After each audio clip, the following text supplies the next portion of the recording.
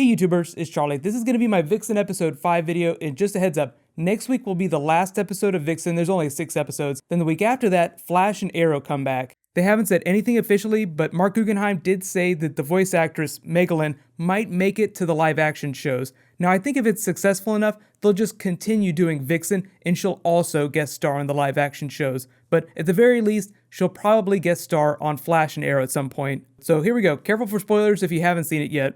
This episode, all about Vixen learning her origin story. Somebody else giving you your own origin story. That seems like a funny idea. And we get the big reveal that this person trying to take the totem from her is her sister. What's going on here is like the sympathetic villain monologue where it's like, look at what's happened here. I need to make it better. Please give me the totem so that I can do that. But underneath their breath, you get a whiff of, well, I want more power. Gimme, gimme, gimme. Based on the events of the flashback, I do think this character is her sister. I don't think that she's lying about that. I think her mother just bolted. But I do think she's being intentionally misleading about being the true guardian of the totem. I was meant to be the guardian of the totem till our mother ran away with you. The thing that they've changed from the comics, they changed her backstory just a little bit. Vixen's entire family ends up getting killed by poachers. She flees to America. She comes back later and finds out that it was actually her uncle that was the poacher that killed her family trying to take the totem. So they've changed things to make the battle for the totem much more personal. Like, it's very believable that you would fight with your sister over something like that, over a family heirloom of power. And because it was other hunters that killed their father, it makes her a more sympathetic villain. I wasn't powerful enough to protect our village. I could have used the totem to stop what happened. So when the sister is talking about responsibility to the dead, she's talking about their dead father. It's like you have two sisters that are shaped by a single event, like a single trauma in the past. One swings super dark, and the other, Vixen, swings to good. So I'm totally cool with them changing her backstory from the comics just to make it a little more meaningful thematically. The relationships between family members is actually going to be a big plot point during Arrow Season 4 this year, so just wait for that, especially with the villain, Damien Darhk. Pretty much everything else about the episode is comic book accurate.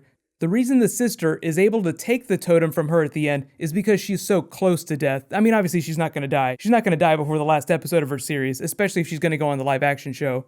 But now the conflict is all about Vixen reclaiming her heritage, getting the totem back so she can start her future, because the totem is her future. The Vixen persona is what's coming. She can't do that till she gets the totem back. And if you remember at the beginning of the episode, she's like, I'm happy to get rid of this. I just want to know WTF is going on with my family. So that's what the final episode is going to be, is like her coming to the realization that the totem's a part of her history, and that she needs it back.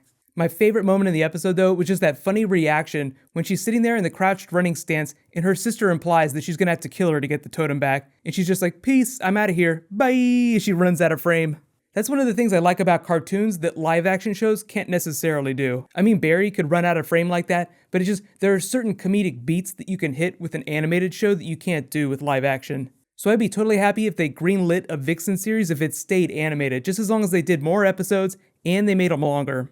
Let me know in the comments though, how do you feel about the tone of Vixen compared to other DC animated shows like Teen Titans or Young Justice, really like anything animated? Do you want it to be a little bit sillier? Do you want it to be a little more straight up like the old Teen Titans show? So the really big news now is that Heroes Reborn is starting on Thursday, so you're probably watching this video on Thursday right now, so this afternoon should be new Heroes. I'll totally be doing videos. There's going to be 13 episodes total, so be sure to subscribe to get everything. If you haven't started watching it yet either, you need to check out Doctor Who, because it's actually pretty badass this season.